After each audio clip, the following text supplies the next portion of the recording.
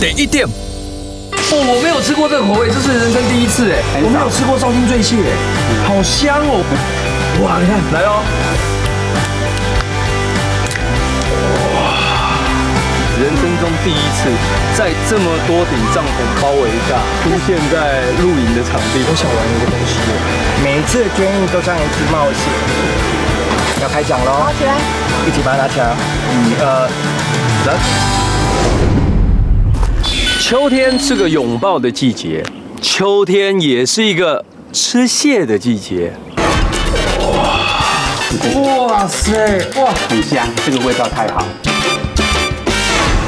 有一句话是这么说的：若非阳澄湖蟹好，此生何必住苏州？但吃大闸蟹，一定要住苏州吗？一定要找阳澄湖吗？其实不用，在台湾你就可以吃到台湾第1等的大闸蟹，而且在苗栗，听说有身份证的大闸蟹还蛮容易找的，但是你必须要有门票。哦，小豆哦，怎么了？你不要再玩那个南瓜了。还真的照他的讲哎，好。问一下啊，这个南瓜跟养蟹到底有什么关系？为什么说它是门票？哦，我跟你讲哈，这个南瓜它吃了之后有没有？它会让它的蟹黄的色泽哈，相当的漂亮，就跟南瓜一样。黄色，对。哦，原来是，而且又有特殊的香气，这样子。所有人养大闸蟹都是这样吗？还是没有？只有你们这样养？知道的人也会这样子。那你这样讲，不就一堆人知道了？所以这是能说的秘密啦。对。好，那你现在要做的是？现在我们来哈那个削南瓜。削南瓜。就这样子。串枪。嘿。这是拿来喂的。串枪。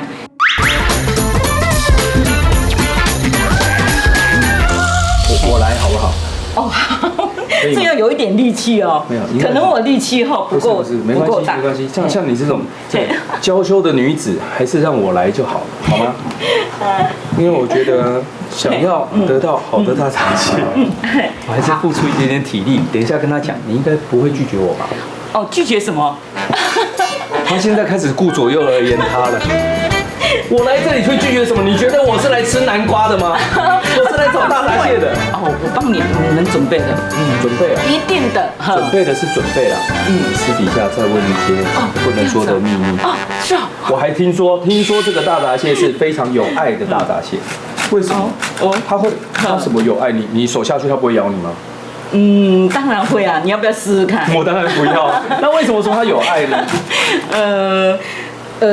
是这样子哈，怎么了？我先生，你脸在红什么？对啊，因为我先生哈，他是为了我哈才养大闸蟹的。为什么？这我想。因为哈，我们有一次哈在台北那个鱼市场哈吃了第一次的大闸蟹，我就喜欢那个味道，每年我们就去哈那个南寮啊买那个大闸蟹，可是都觉得说不新鲜，所以我老公就决定哈，再一次很巧合的机遇下，刘正宏前县长哈有在推动，我们就开始我先生就毅然的就决定要养大闸蟹，所以也就是说他因为爱你，然后跑去养大闸蟹，你想讲的是对不对？那是你说的，我感受。你脸好红哦，你是怎么红成这样啊？哎呦喂呀！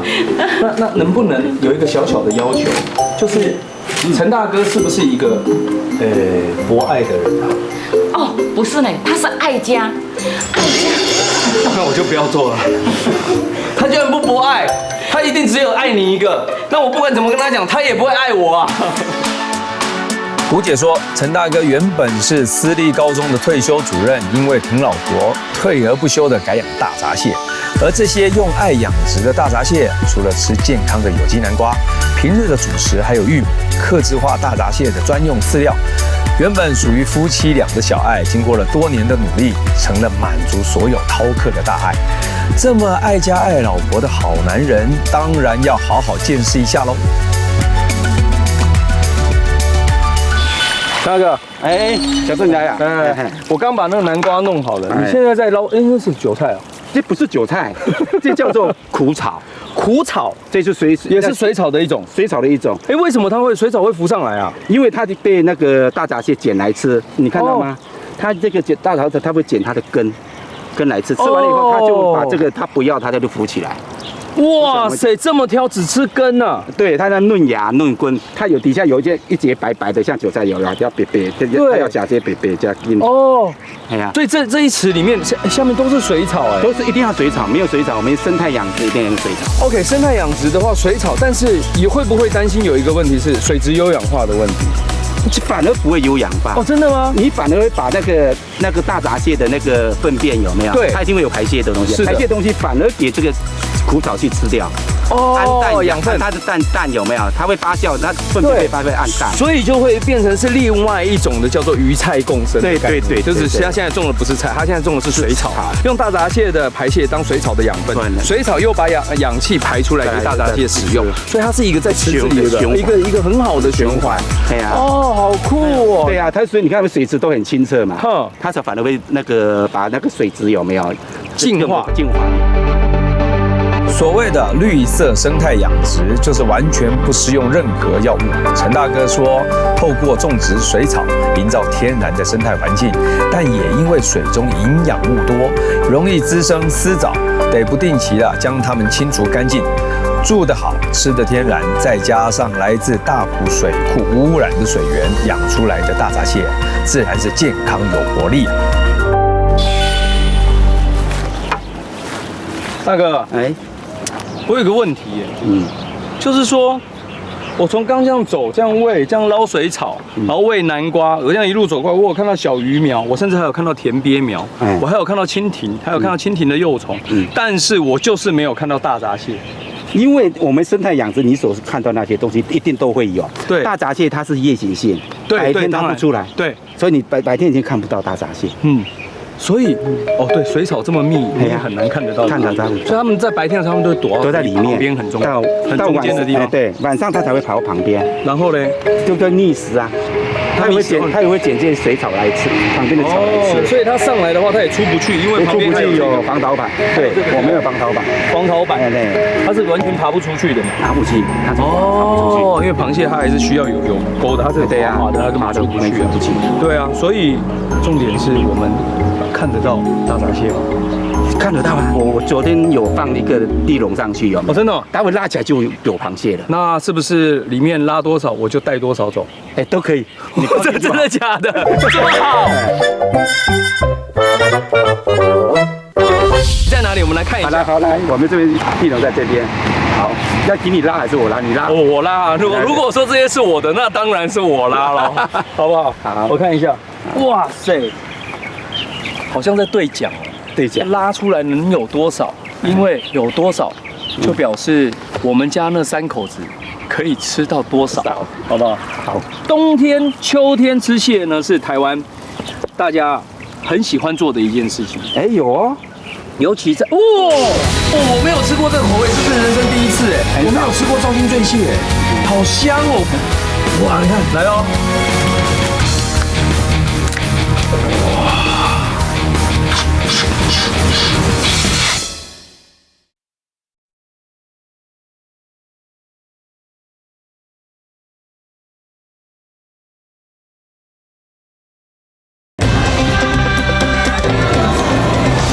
台湾第一点，有哦，尤其在尤其在这样健康养这里面好多，而且好大哦。我现在就这么大了，到冬天就更大。螃蟹来讲蜕壳就是这样子，不会再大。不会再大了。它是这样子，它现在等成熟给你吃。所以这边每一只大概我想都超过5两以上。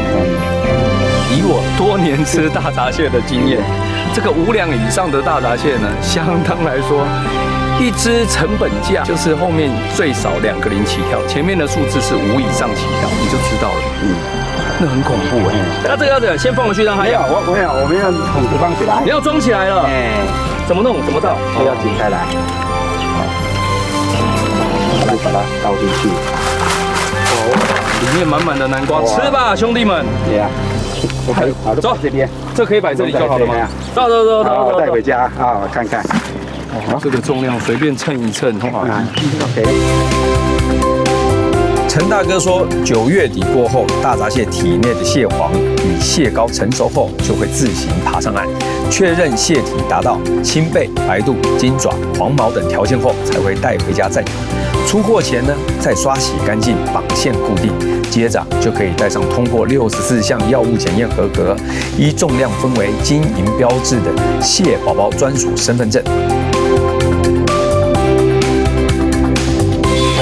扣它的时候，我们就从这边穿过去，对，把它这样子，扣起来。好，这出货我们大家就利用这个来那个身份，这这是我们养的，就是这一扫的时候，就会有这我的本人的像在那边，然后历年的所有的那个履历、药检的经过的通通在里面。懂了。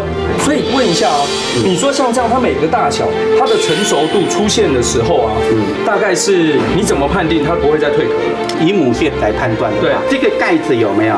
刚开始它是小小的，对，退一次大一次，退一次大，它总共到我们这边要再退5次，总共会退几次？总共一辈子它是17次，17次。到我们这边呢，它已经有12次了。还有一个公蟹是怎么分？好大一只哦！好了，你敢抓吗？可以啦，是可以啦。来，你先放着，我自己抓，因为我知道螃蟹要抓哪。对，你抓哪里？好，你抓着我讲，你介绍哈。公蟹就是这个是金。会怕，对不对？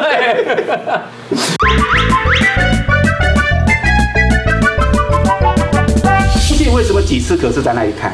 已经不是肚子了，它是这只脚螯。脚螯这里有没有？对，刚开始来的时候，这个毛是没有毛，它是整个是这样白白的，整个没有粘到。对，来的时候退一次壳，越来越近，就到了第16次的时候，它就毛就一点点粘到。这里毛不是很多吗？对，它会一点点，然后越来越多，到这满了就是退满了。这个地方，对，退满了，它整个都是毛了。公蟹是在里分，公蟹呢就是看它的这个公蟹刚开始，对，雄性的象征，像那个狮王一样，对，小长满了，对啊，小狮子刚开始公蟹也是没有毛啊，它越大越成熟，就是毛整个满的一样的意思。从一窍不通到头头是道，养殖大闸蟹8年来，陈大哥不间断地吸收专业知识，坚持用生态环境养好蟹，不但养出好品质与口感，更是屡屡获奖。这用爱养出来的大闸蟹滋味究竟如何？让哥来替大家尝尝看。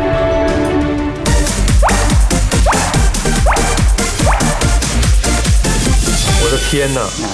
看到这桌面满满的，其实呢，真的会被骂这么多大闸蟹啊，而且，但想一想，1年就这么一次，对不对？还有1年一收嘛。对啊，那我们现在从哪一个开始？清蒸的先来。清蒸先，好啊。好了，来这个，来。这个吃蟹我可是一流的，我跟你说。我们这就是活蟹，就直接活结的直接拉掉就可以。对，我刚刚在绑的时候，我也是绑活结。哇！吃蟹通常呢，屁股拔起来有那个黄黄的是最棒的。太好了！我现在还无法告诉你，我决定再一探究竟。好香哦！这样。就用姜，其实我们用姜就够了，对不对？对。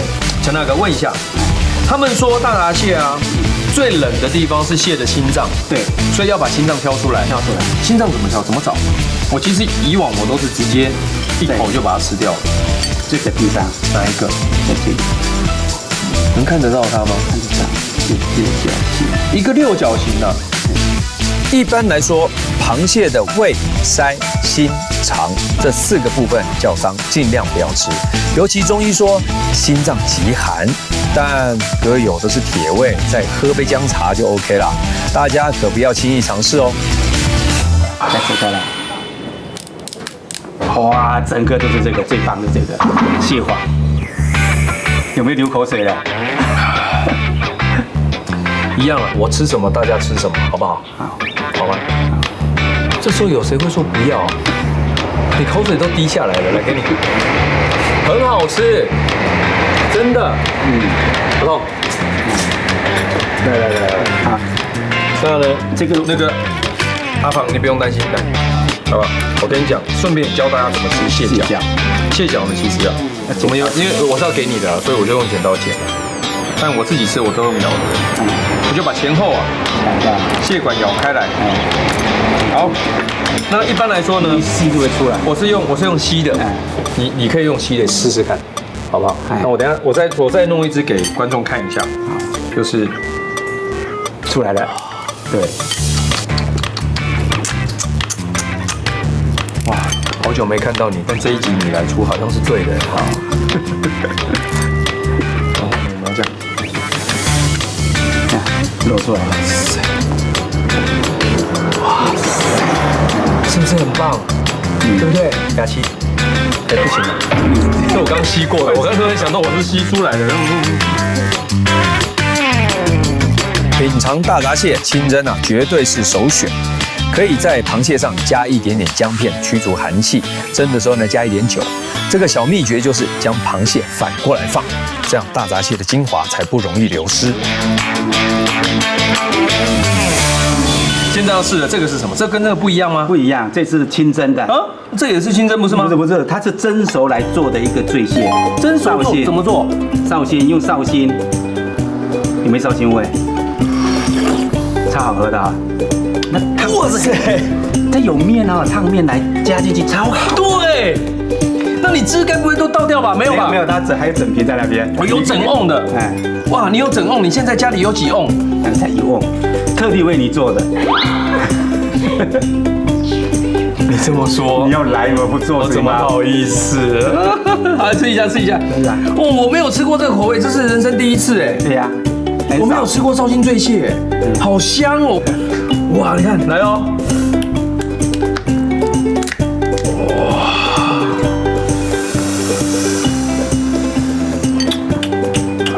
那个细滑就是这样，好吃就是这样。哇塞，哇，很香，这个味道太好。很香。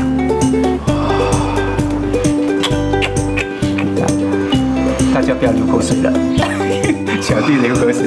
这个哇，味道都不一样啊，和那个清蒸的味道不一样啊，甜甜的有点酒，差很多味道。它有酒香，而且它酒香下去以后啊，它跟刚清蒸的味道完全，它带有一点点酸酸的，然后一点甘甘口口，一点点苦苦，一点点的，哇！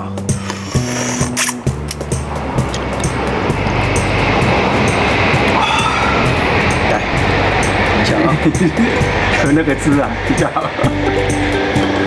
正生，我们大埔最喜欢的正生，正生超好喝的那汁。有没烫面？有没有烫面？不是，你们看不到正生的表情的，你知道他是怎样吗？他是这样，我演一次给你看了啊。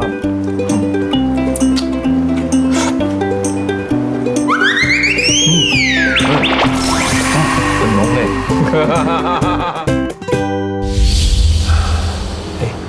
哦，你要吃哦？哦好。不要急啦，来，不动，来，你看多好，味道不一样哈。来，小琪，再给你，超好吃，超级好吃。我其实最喜欢剥螃蟹给人吃了，我老婆就是我这样把来的，因为呢，我就是把来骗来的，没有，我是蟹奴，而且我还是虾奴呢，对不对？有时候还可以变成鸡奴，李维，鸡奴李维。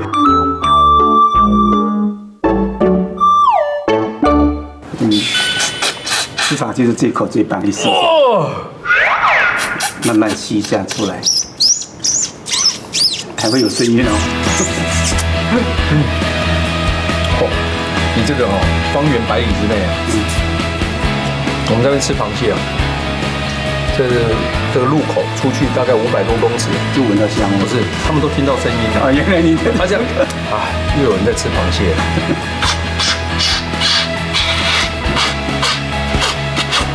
哇，好好吃哦！我天哪！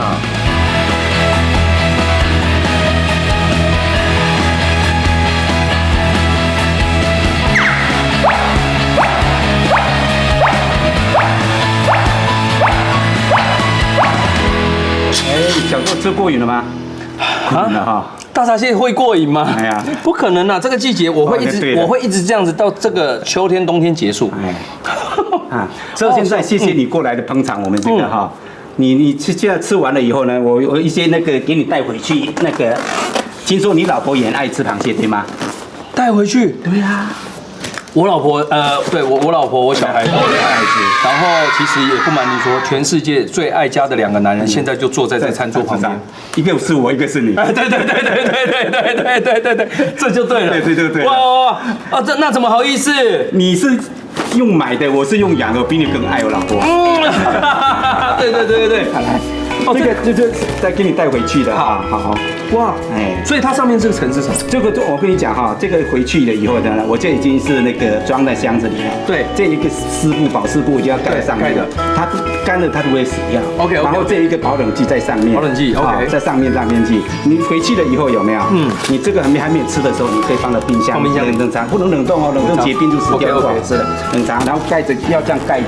OK， 盖着。你说还没吃，你就放进去里面。好，冰个1个礼拜之内都没有问题。OK， 最好是3天内吃掉了。一定的，它会皱掉，它不可能到3天，基本上在24小时以内就结束了，就没有了。对，不见了，就跑到肚子。哇，太好了，好，感谢，谢。那个没关系，要是我螃蟹好吃才会这样子。在云子的，好吗？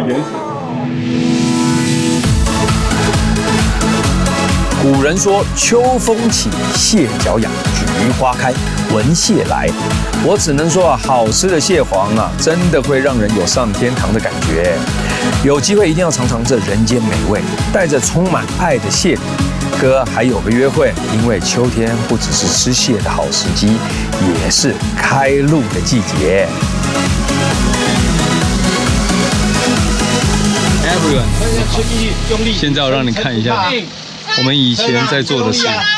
初学者大概就是从这样开始的。来，请看。我想玩一个东西，每一次的捐印都像一次冒险。要开奖喽！拿起来，一起把它拿起来。1、2、3。哇！全世界只有这一个袋子。这独一无二。好看哦！天哪！来喽！你接得住吗？接住！接住它！对。原来还可以这样玩哦！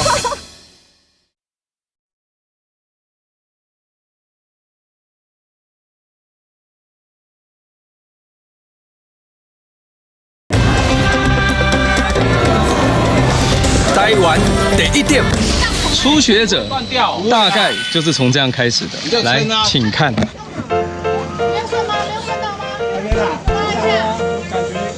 搭帐篷。就当他们在搭帐篷的时候呢，我已经呢可以非常悠哉的，就是这样，好，就这样坐着，好吧？那我的帐篷呢，晚上只要这样咻翻开来就好，就搞定了。耶！哎呦，他们的帐篷好了，我现在呢就是这样坐着，舒舒服服的在我的大轮子旁边，然后看着他们搭帐篷。秋天除了是一个拥抱，除了是一个吃蟹，还是一个野营的好季节。你知道为什么吗？我野营的时候，只要是秋天，你就不用担心你要到高海拔的地方去，车程就少了一点点。我们在低海拔地区可以找一个像现在这样悠哉的地方，然后搭个帐篷，chill一下。我是蛮感谢制作单位的，准备了一个越来越升级的帐篷，但是呢，我还是喜欢野野的感觉。然后这一次呢，听说TNT的露营好朋友，他们刚好在这里有活动是吗？那就不如撞日了，我们来去撞撞看。Go！ 嗨，你好，好久不见，这是我们第一等的露营好朋友。哎，说实在，这一次是我第一次，人生中第一次，在这么多顶帐篷包围下，对，出现在露营的场地。这是我们的团露活动，一般的团露活动都是好几十张，今天就来60、70张以上。我60、70张，对，哇，好酷哦！然后场地也还蛮大，很舒服。然后我们还有很多活动，我们现在正在进行一个捐印活动，你要不要去看看？走，我们等下去看捐印。看一下喽。来，我们这边准备好。捐印。是啊，现在我们正在操作，在捐印。为什么叫捐印呢？这是一个绢布。这个是绢布，这个是绢布，这个是绢布，对。然后它类似网版的印刷，对，网版印刷。所以拉起来会变成哇，哎，好酷哦！是，然后这个就是环保袋，环保袋，对，购物袋，不要用塑胶袋，多拿一点购物袋，重复的使用 ，OK。所以这个就很好用。好啊，好啊，试试看，来试一下。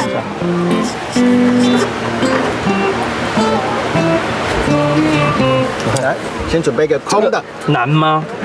超简单的，超简单，成功率超高。哦，真的吗？我们里面先铺一个板子，让它变平整固定。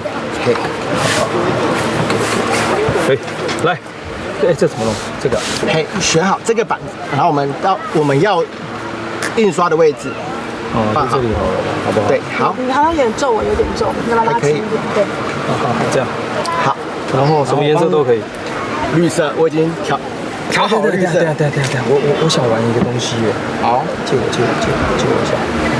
完了，碰到我就什么都要玩，然后玩坏了也不关你的事，玩坏就是我。不然应该会很恐怖，我跟你讲。每一次的捐印都像一次冒险。好的，就这么决定。一次就过了。这样好不好？用力刷过去。然后再刷一个回来，要开奖喽！好，起来，来放旁边就可以了，放了就好，放就可以了。好，来一起把它拿起来，1、2、3。全世界只有这一个袋子，这是独一无二的。好看哦！天哪，怎么会这么好看呢？哇塞！怎么会这么好看呢？我的天哪 ！Only one， 谁啊？年纪10岁以下，不好意思，这边。再一次，1、2、3，耶！你们两个猜拳，等一下，你们两个该不会是同一家出口的吧？不是哈，猜拳，剪刀石头布，然后烧布。啊，没赢的，没关系啊。送给你，送给你的，喜不喜欢？全世界只有这一个哦，好不好？对啊，喜不喜欢？好可爱哦！人生第一次捐印创作就送给了这个可爱的妹妹。俗话说1回生2回熟，有了第一次完美的经验，哥骨子里的艺术魂硬生生被唤醒。而这一次的作品完全是客制化哦，为了豆腐中辛苦1打2的老婆而创作，最后再来个手印画押 ，Only for you, Jimmy。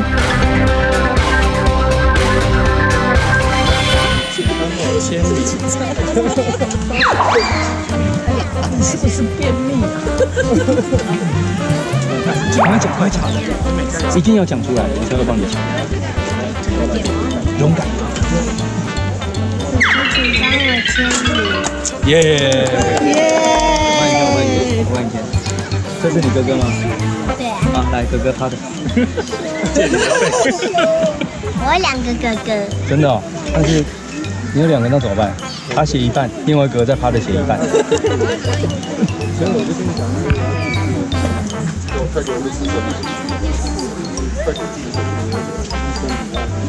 好了，谢谢哥哥，谢谢你。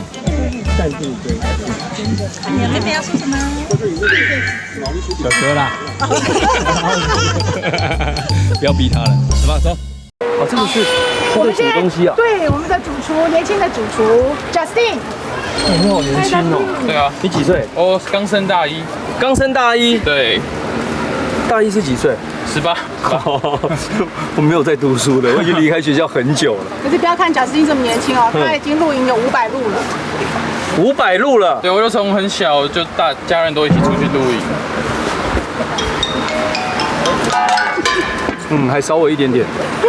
不会啦，但是18岁可以500路很强哎。很强。你几岁开始露营？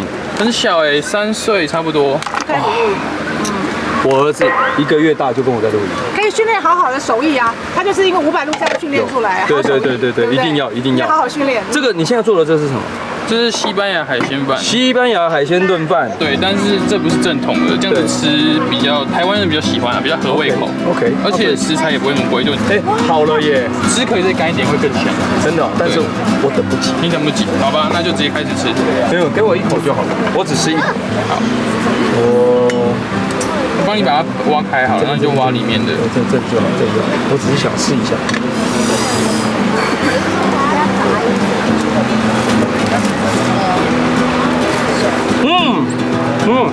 还 OK 吧？超过，我觉得现在这样比较好哎。其实它的米心现在有一点点硬是好的。对，就炖饭就是要有的米心有点，不要太再下去它就软掉了。很酷。然后如果有 Tabasco， 等一下来点。是完美。你们没有？没有在。你有。别再误会露营只能吃泡面配罐头啦！记得多看多听，最重要的是自己动手做。从早餐到宵夜，你也可以轻松端出毫不逊色于自然美景的美味料理。走，继续来去逛逛，交朋友。接下来这一仗的路友呢，跟你有一点关系。跟我有关系？是的，因为他远从花莲来。来，我们来看一下，拜访一下他们。哇塞，小鹿，好花莲哦！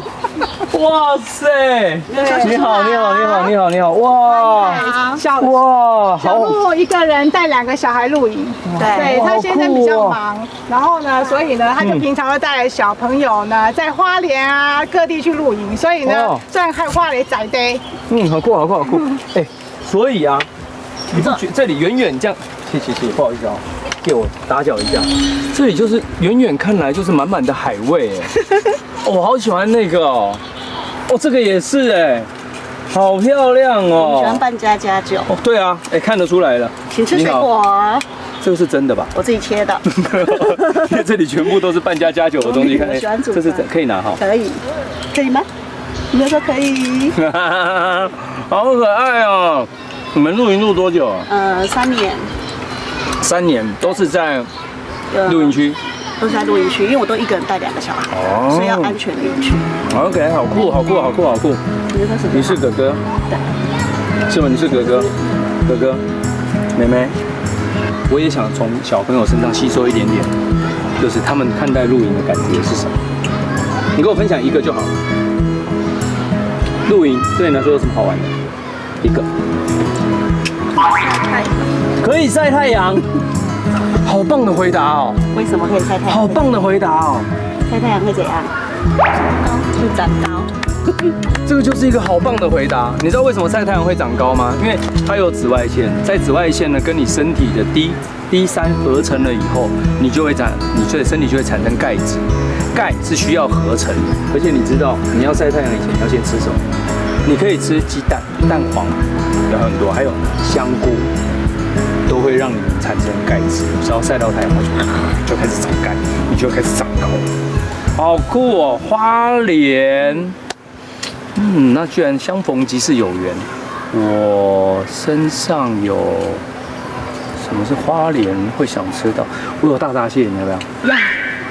拿东西来换，你有什么东西可以换？我有花莲的特产剥皮辣椒。太好了，这个好，这我们没有，今天我们刚好没有。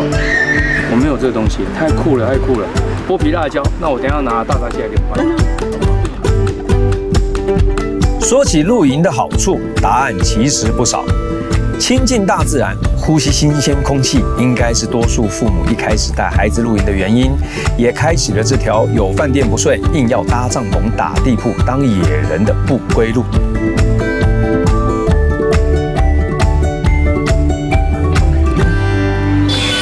来喽，你接得住吗？接住，接住他，对。原来还可以这样玩哦！快点喽！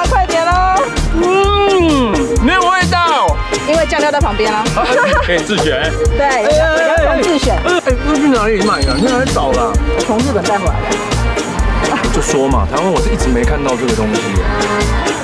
哇，这千万不能让我2个儿子看到，因为他们不会这样玩6分面线，因为他们会怎样，你知道吗？他们把它开的，然后开始丢球，丢起来。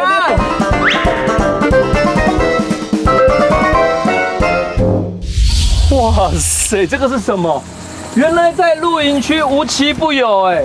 你好，你好，你好，不好意思，不好意思，打搅一下，打搅一下，打搅一下。你这个是，你，哇，这个是我第一次碰到哎。真的吗？你这个是广编吗？好好听的声音。啤酒，多一点，多一点。我从来没有加过这么多啤酒。你不喝酒，那你可以把它拿来泡啤酒。啤酒泡一泡，它有肉味，特别的软 Q 的。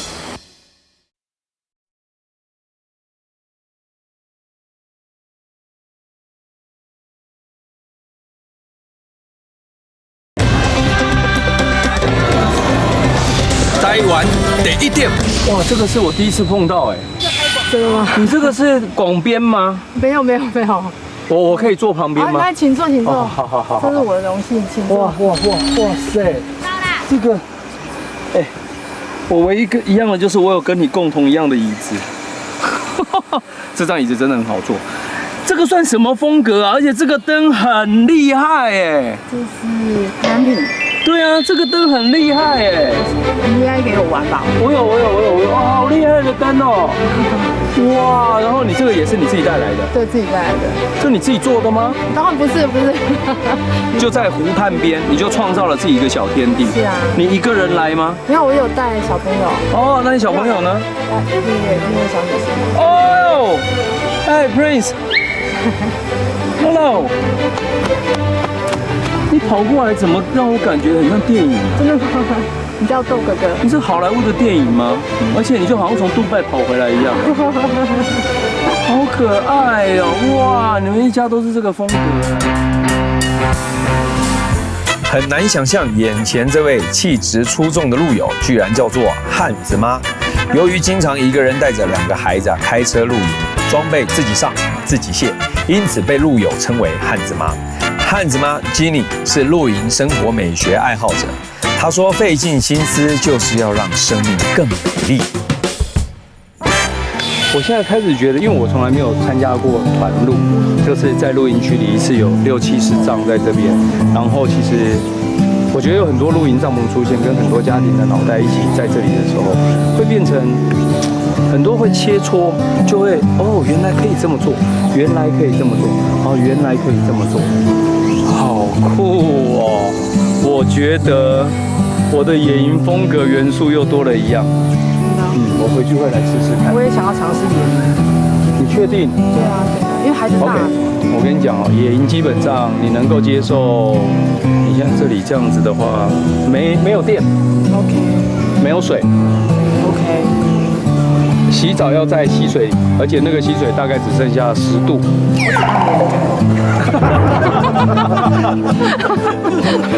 那你蛮野的，那可以，那可以。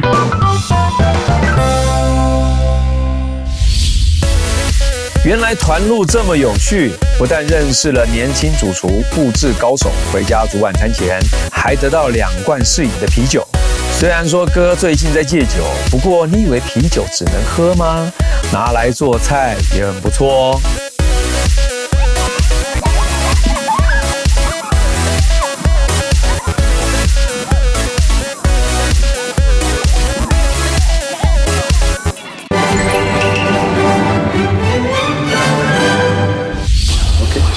脱离辣椒鸡，反正就是等鸡熟而已。把鸡肉下去煮汤，然后在煮鸡汤的同时间，我们要做2件事情。一个呢就是腌肉，我们先把肉腌一腌。腌肉呢有几个方法，把肉往里放，然后我需要加蛋白，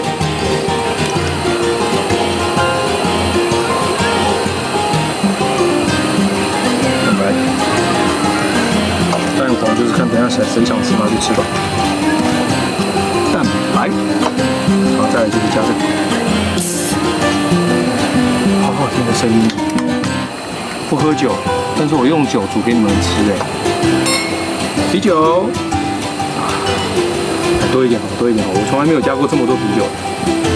哇，我先把它先腌着。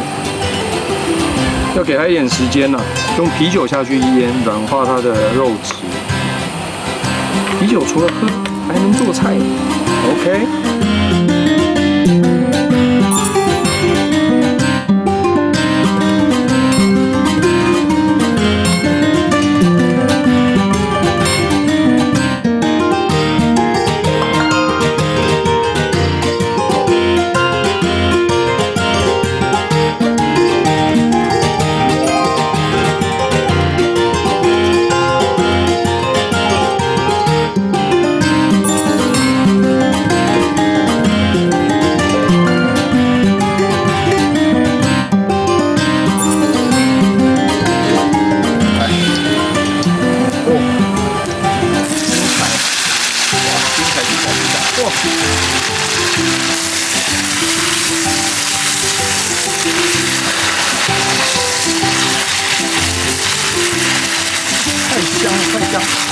太香了，太香了！哦天哪！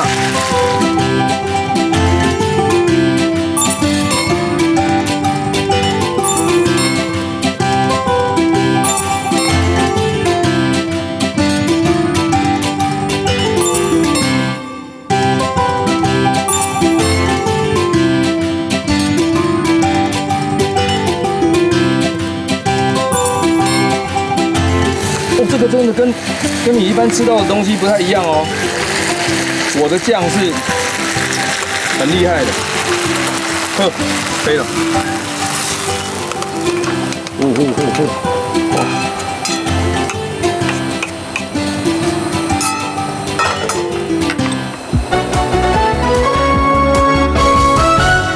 郑 Sir， 帮我试一下我的这个沙茶牛肉是不是一个好的下酒菜，好不好？看一下，看一下。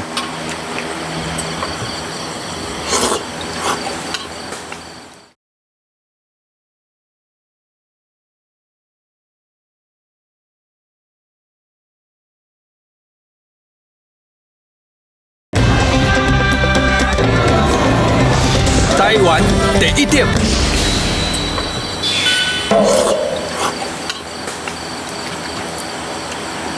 酒嘞？酒啊，想要酒是不是？这就对了。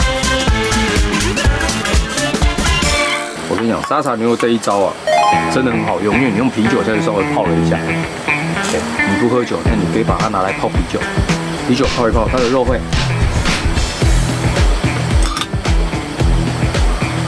特别的软 Q 的。啤酒可以做很多事情啊，你炖肉啊。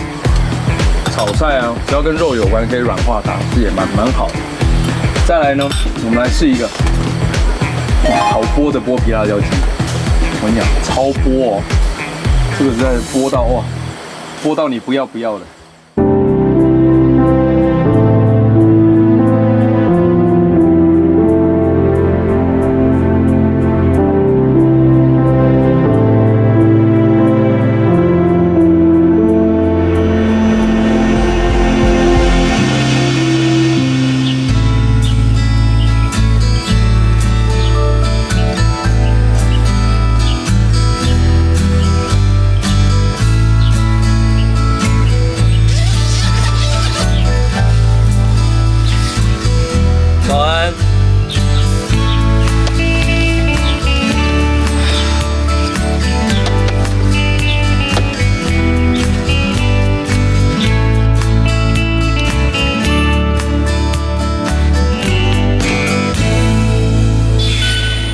流浪也可以是一件很浪漫的事。露营有非常多种的 style， 只是看你想选择哪一种 style。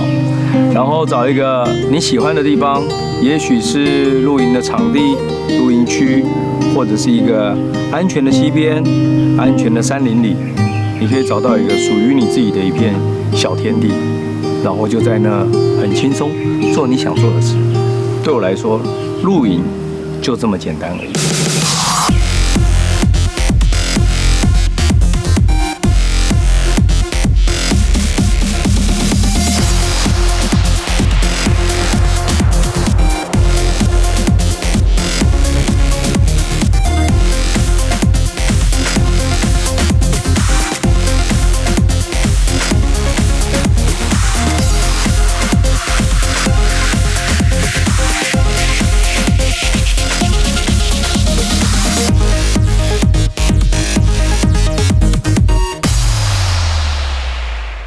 喜欢吗？记得按赞加订阅，台湾第一的，开启小铃铛哦。